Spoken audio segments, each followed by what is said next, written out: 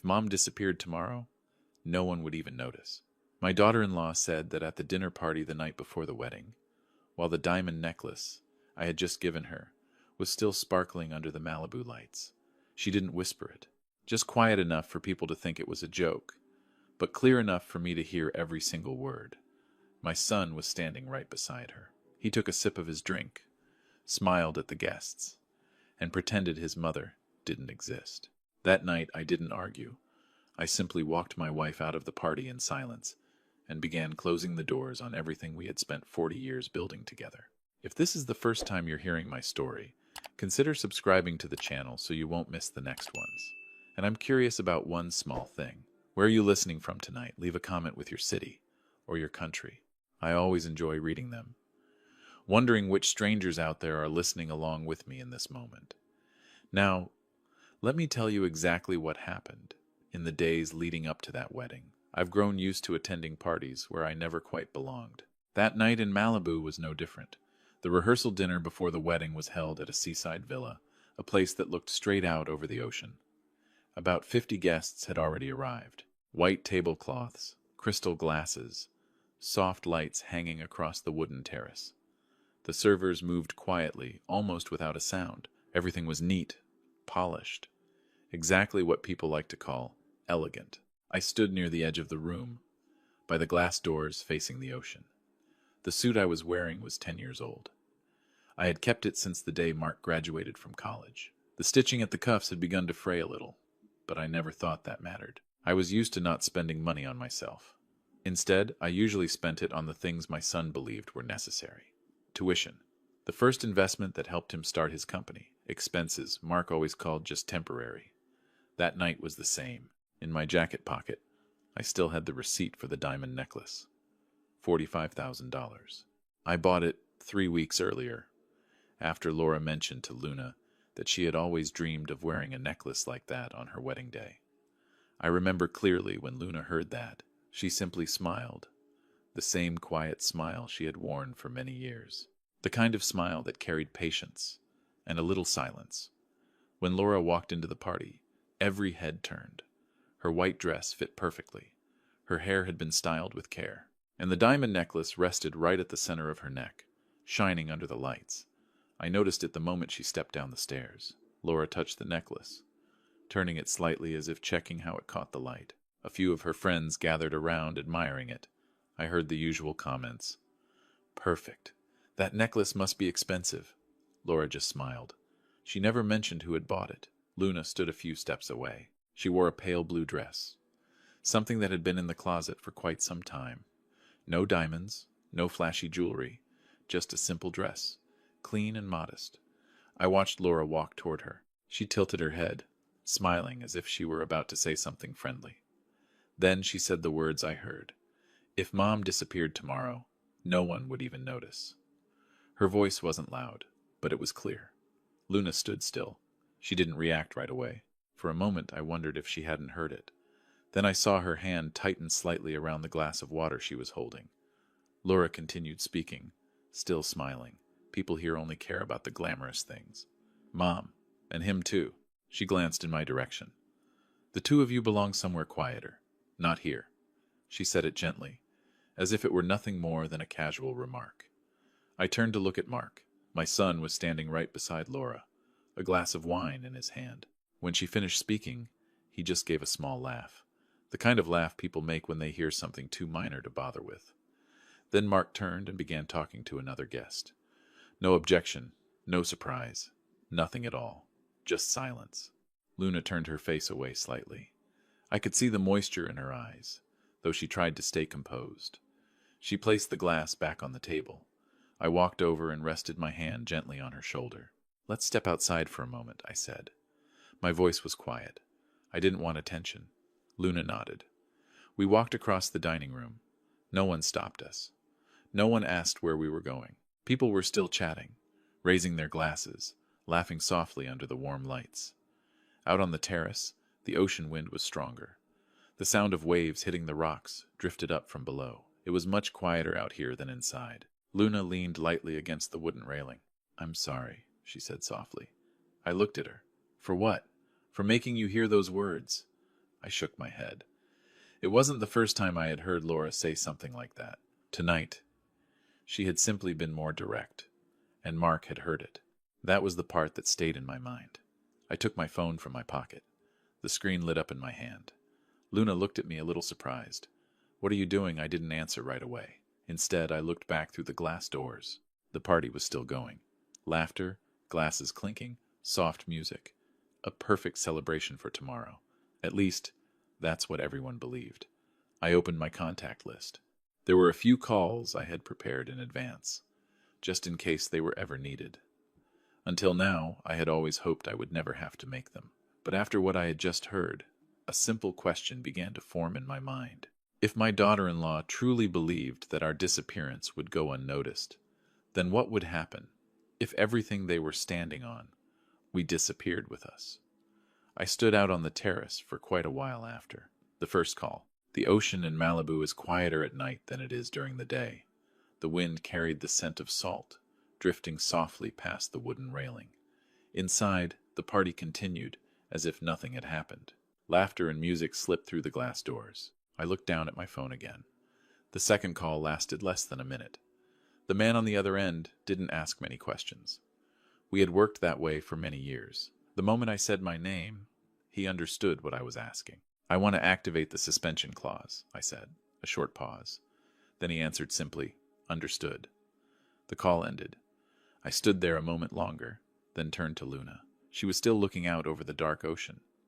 The lights from the villa glowed behind us. "Let's go home," I said. Luna nodded. She didn't ask anything more. We walked back inside. No one paid much attention as we passed through the dining room. A few guests were raising their glasses to Laura. The diamond necklace still glittered around her neck under the lights. Laura didn't look our way. Mark didn't either.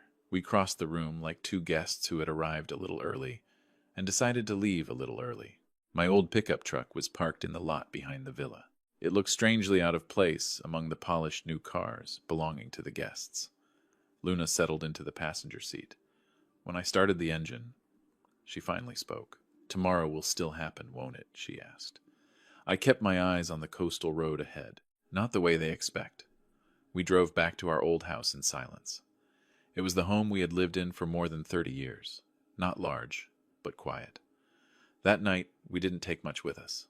Just one small suitcase. Luna folded a few sets of clothes.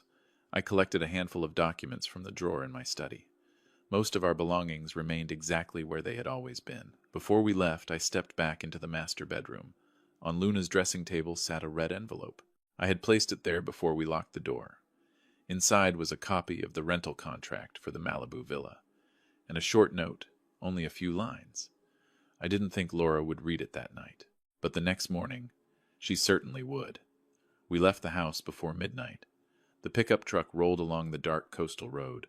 Streetlights were scattered and distant. The ocean waves murmured somewhere far off. Luna leaned her head against the window. "Are you sure about this?" she asked softly. I knew what she meant. 40 years ago, when Mark was still a little boy, I promised myself I would always help him stand on his own feet. And for many years, I kept that promise. But sometimes, helping someone stand makes them forget how to do it themselves. "I'm only closing things that were never truly theirs," I said. Luna didn't reply. The next morning, my phone started vibrating very early. The first call came at 7 o'clock. It was Mark. I let it ring for a moment before answering.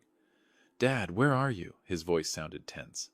"Do you know what's happening?" I sat beside the window of the small house we had rented for the time being. "What's happening?" I asked. "My cards are being declined everywhere," Mark said quickly. "The company accounts too. The bank says the system has been frozen." I looked out at the quiet street. Mornings in this neighborhood were peaceful. "Maybe they're reviewing a few clauses," I said. Mark was silent for a few seconds. "You need to call them right now," he said. "Today is my wedding day." I didn't answer right away. On the other end of the line, I could hear Laura saying something urgently. Then Mark continued. "There's something else. The villa manager just called. He said the rental contract has been canceled. They want everyone out before noon." I nodded slightly, though Mark couldn't see me. "I know." "You know," Mark's voice rose. "Did you do this?" I didn't deny it. Silence stretched between us. "You can't do this," Mark said. "There are more than 50 guests here. The film crew, the makeup team, everyone is waiting. Then they should go home, I said. You're ruining my wedding. I sat a little straighter. No, I said slowly. I'm just stopping the funding. Mark let out a sharp breath. You're overreacting because of one meaningless comment last night. I remembered Laura's voice on the terrace. If Mom disappeared tomorrow, no one would even notice. My voice remained calm. Maybe to you it was meaningless, I said. To me, it was very clear. Mark started to say something else, but I had already ended the call. My phone vibrated a few more times after that. I didn't answer. About an hour later, I received a message from an unfamiliar number. Just a photo. In the picture, the lobby of the Malibu villa was filled with guests. A group of staff members were speaking with them. Several suitcases had already been pulled outside. The message beneath the photo was short. The contract has been closed as requested. I set the phone down on the table. Luna was sitting across from me, holding a warm cup of tea. So, the party is over, she asked. I looked at her for a moment. No, I said quietly. It's only just beginning, and I knew very well. Mark and Laura were not going to let things end there. That morning passed slowly. Luna sat near the window while I went over a few documents that had been prepared ahead of time. The small house we had rented for the moment sat on a quiet street, just a few blocks from the ocean. Not many cars passed by. Now and then the wind drifted through the trees in front of the porch. Close to noon, I heard the sharp sound of brakes outside the gate. It was a familiar enough sound. I already knew who had arrived. Luna looked at me. Mark, she asked. I closed the folder and placed it on the table. Most likely. Less than 10 seconds later, the front door was pushed open. Quick footsteps echoed through the living room. Mark appeared in the doorway. His shirt was still neatly pressed from the morning, but the confidence he wore the night before was gone. Laura stood right behind him. Her hair was still carefully styled, though her makeup had faded quite a bit. Mark looked around the small room, as if searching for something familiar. "What are you doing, Dad?" he said almost immediately. I didn't stand. I simply gestured toward the chair across from me. Mark didn't sit. "You freeze my accounts, cancel the villa contract, and disappear all night. Do you think this is some kind of joke?" His voice was louder than usual. Laura stepped forward. "Do you have any idea what we had to deal with this morning?" she said. Everyone kept asking what was going on. "You made us look ridiculous." I studied the two of them for a moment. For years, Mark had grown used to walking into a room and finding everything already arranged for him.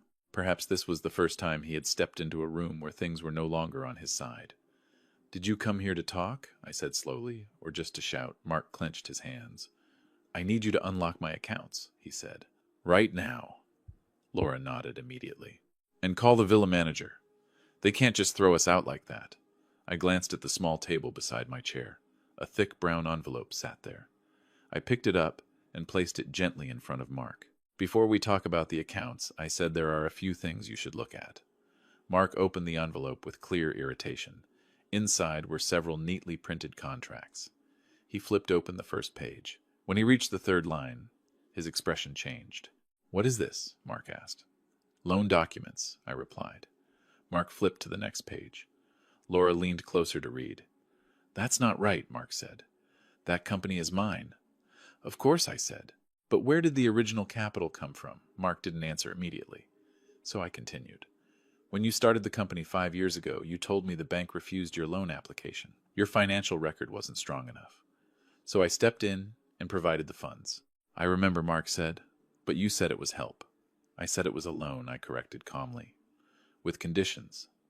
Laura stared at me in disbelief. "You're joking, right?" she said. "Who writes contracts with their own son? I do." The room grew even quieter.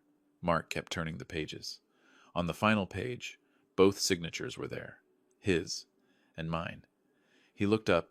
"You can't activate this clause," Mark said. "The company is operating." "I'm not closing the company," I said. "I'm only pausing the funding you've been using." Laura crossed her arms. "Fine," she said.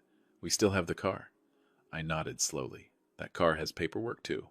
Mark searched through the envelope again. After a few seconds, he found the vehicle registration. The owner's name sat on the first line, Robert Hayes. Mark stared at the name for a long moment. "You said that car was a wedding gift," he said. "I said it would be a gift when you were ready to stand on your own," I replied. "Those two things aren't exactly the same." Laura exhaled sharply. "You're trying to corner us," she said. I shook my head. "No, I'm simply reclaiming what was always mine. Mark placed the documents back on the table. So, what do you want? He asked. That question came out slower, but heavier than everything before it. I looked directly at my son. The car keys, I said. Mark didn't move. And the credit card you've been using, I added. Laura let out a dry laugh. You're serious? I didn't answer her. Mark looked at Laura, then back at me. Finally, he reached into his pocket and placed the car keys on the table.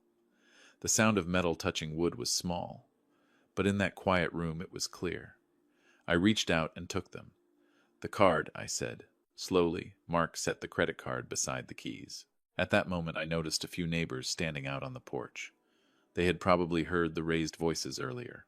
No one spoke. Laura glanced around the room, then looked back at me with a colder expression than the night before. You think this ends here, she said. I stood up and picked up the envelope. No, I said, but from now on, everything will be much clearer. Mark didn't say another word. He turned and walked out the door. Laura followed behind him, her heels tapping sharply against the wooden floor. The door closed. The room fell quiet again. Luna looked at me for a moment. Are you all right? She asked. I set the car keys down on the table. I'm all right, I said, but I knew one thing very clearly. When people grow used to living in a house built with someone else's money, the moment that house disappears is rarely the end. More often, it's when the truth finally begins to show. After that day, Mark never called me again. Laura didn't either. Our little house slowly returned to its quiet rhythm. In the mornings, I made coffee. Luna sat by the window reading a book, sometimes pausing to ask me what day it was. Questions like that used to worry me, but lately I've learned to answer them more gently.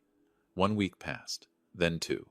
During that time, I heard news about Mark through very ordinary channels. An old friend at the bank called to ask if everything was all right. Another acquaintance mentioned that Mark's company was struggling because several payments had been suspended. I didn't comment. Those things were no longer in my hands. Near the end of the month, I received an invitation. It was a simple card from a community organization in downtown Los Angeles. They were hosting a fundraising event for a program that supports elderly people living alone. I had worked with them a few years earlier. Luna held the invitation for quite a while after I gave it to her. We should go, she said. Are you sure? I asked. She nodded. I'd like to get out for a bit. So one evening early the next month, we drove into the city. The event was held in a large hall near downtown. Not nearly as luxurious as the parties in Malibu, but everything was tidy and respectful. About 100 guests were there. A few local reporters had shown up as well. Luna wore a cream-colored coat she liked very much. When we walked in, one of the organizers recognized me right away. He shook my hand firmly. We're very grateful you came, he said. I simply nodded.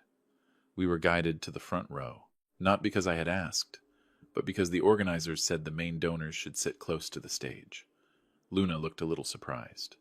Did you donate something? She asked quietly. I helped a little, I said. She didn't ask anything more. The evening began quite normally. A few short speeches about programs helping elderly people who had been forgotten by their communities. Then a short video introducing some of the people receiving support. I glanced around the hall. And then I noticed 2 familiar faces near the back of the room. Mark and Laura. They were standing near the reception table, speaking with someone from the organizing team. Laura wore a dark dress, nothing like the glamorous look she had worn at the Malibu party. Mark looked a little thinner. Maybe they didn't know I would be there, or perhaps they came because they believed someone here might help them. A moment later, Laura saw me. She froze for a few seconds. Then she said something to Mark. The 2 of them began walking toward the front row. I didn't look away. By the time they reached the stage area, the program was nearly finished. The host was thanking the evening's major donors. Laura suddenly quickened her steps. Before I could react, she had already climbed the small steps onto the stage. The host looked startled. Excuse me, ma'am, you are Laura, turned toward the audience. Her voice filled the microphone as she picked it up. I just want to say a few words, she said. The room quickly grew attentive. Laura looked straight at me.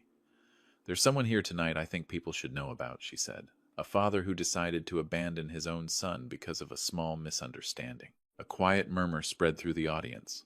Mark stood below the stage and did nothing to stop her. Laura continued. He froze our accounts, took everything back, and left us to struggle on our own. I don't believe that's how a family should treat each other. She paused, as if waiting for a reaction, Many eyes slowly turned toward Luna and me. Luna remained seated beside me. I stood up, not in a hurry. I went to the stage while Laura was still holding the microphone. The host looked confused, but he didn't interfere. Laura stepped back slightly. "So now you want to talk?" she asked. I didn't answer that. Instead, I turned to the technician standing near the large screen behind the stage. "May I show a short video?" I asked. He looked toward the organizers, then nodded. I took a small USB drive from my pocket and handed it to him. The hall grew quieter as the screen behind us lit up. The video began. The image shook slightly, like it had been recorded on a phone. A familiar scene appeared, the terrace of the Malibu villa, warm yellow lights, music drifting from inside. Laura stood in front of Luna, and her voice came through very clearly. If Mom disappeared tomorrow, no one would even notice. In the video, Mark stood right beside her, holding a glass of wine, silent. Nothing had been cut. Nothing had been edited, just exactly what happened. When the video ended, the hall remained silent. Laura stood beside me now, her face no longer holding the confidence she had earlier. I looked out at the audience. Then I said something very simple. "I didn't abandon my family," I said quietly. I just stopped pretending that respect was still there. After the video ended, the hall remained quiet for quite a while. Not the kind of silence that feels uncomfortable. It was the kind that settles in when people have just seen something and are still trying to understand it. Laura was still standing beside me on the stage, but she was no longer holding the microphone. Her hands tightened around the edge of her dress, her eyes drifting across the rows of seats below. Mark stepped up a few stairs toward the stage, then stopped. Perhaps he realized there wasn't much left to explain. I didn't say anything else. The host walked over and gently took the microphone back. "Thank you, sir," he said quietly. I nodded, then stepped down from the stage. Luna was still sitting in the front row. When I returned to my seat, she placed her hand over mine. She didn't say a word, but the light squeeze told me everything I needed to know. The program continued a few minutes later. The organizers moved on to the final announcements about the evening's donations. I didn't pay much attention to the numbers being read from the stage. Instead, I looked around the room. A few people were still whispering to each other. A couple of reporters were writing something down in their notebooks. Laura and Mark had moved. I spotted them near the exit. Laura was saying something to Mark, quickly, almost urgently. Mark didn't answer much. After a few minutes, the two of them walked out of the hall. The door closed behind them. Luna watched for a moment, then turned to me. "Do you feel lighter now?" she asked. I thought about it for a moment before answering. "Maybe," I said. "Not because I needed to prove anything. Some truths simply need to be placed where they belong." The evening ended peacefully. Before we left, the director of the charity came to speak with me again. He thanked me for the contribution I had sent earlier. "We're going to use this funding to open several small apartments for elderly people who no longer have a stable place to live," he said. I nodded. "As long as they have somewhere quiet," I replied. On the drive home, Luna stayed quiet for quite a while. The city lights drifted past the car windows. Long rows of streetlights stretched across the boulevard, then slowly grew thinner as we left downtown behind. Finally, Luna spoke. "You don't regret it, do you?" I knew what she meant. For many years, Mark had been our only son. I had spent most of my life making sure he had better opportunities than I did. But there are things parents cannot do for their children. "No," I said. I paused, then added softly, "I just hope one day he understands." Luna nodded. We didn't speak much during the rest of the drive. The months that followed were quiet. I heard small pieces of news about Mark now and then. His company had shrunk. A few employees had left. Mark and Laura moved into a smaller apartment on the east side of the city. No one was pushed out of life. Things simply returned to their true size. As for Luna and me, things changed in a different way. Most of the money left from our earlier plans I transferred into the fund that organization was building. They decided to name the program Harbor House, a quiet place for elderly people who no longer had family close by. Luna loved the name. A few months later, we visited the first building they opened. It wasn't large, but it had a small garden in front and a row of wooden benches facing a tree-lined street. A few elderly residents had already moved in. Luna sat down on one of the benches, watching the leaves move gently in the wind. "Better than Malibu," she said softly. I smiled. I think so too. That afternoon, when the sun began to sink lower, we drove out to the coast. Not Malibu, just a quieter beach, with fewer people. Luna walked slowly along the edge of the water. I walked beside her. The ocean breeze carried the familiar sound of waves. I reached into my jacket and took out an old photograph. It was taken the day Mark and Laura announced their engagement. The four of us stood together in the frame. I looked at the photo for a long moment. Then I tore it into a few small pieces, not out of anger. Sometimes, certain memories simply need to close, so calmer days can begin. The pieces of paper drifted away in the ocean, wind, slowly disappearing into the air. Luna took my hand. We stood there for a long time, watching the water change color under the evening light. After everything that happened, I learned something quite simple. A family is not built from numbers in a bank account. It's built on respect. And when someone chooses to treat their parents as if they are invisible, they are also walking away from the future that family once prepared for them. As for Luna and me, we finally found something we had forgotten for a very long time: peace. If my story made you pause and think a little about family, about respect between parents and children, I hope you might take a moment to like the video. You can also subscribe to the channel if you'd like to hear more stories like this. Simple stories that sometimes reflect very real parts of life. And if you believe this story might help someone take a closer look at their own family relationships, feel free to share it with them. Thank you for spending your time listening to my story, all the way to the very end.